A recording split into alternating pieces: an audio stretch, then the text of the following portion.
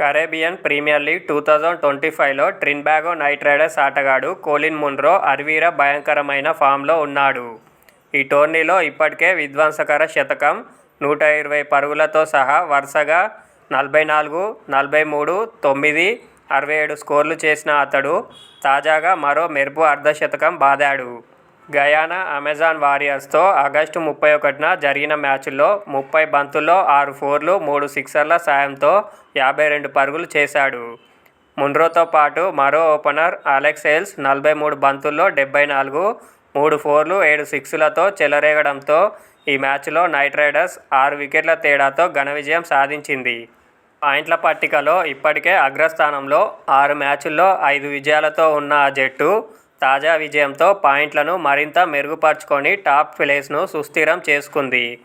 న్యూజిలాండ్కు చెందిన 38 ఏళ్ల choline Munro ఈ సీజన్లో నైట్ రైడర్స్ విజయాల్లో అత్యంత కీలక పాత్ర పోషిస్తున్నాడు.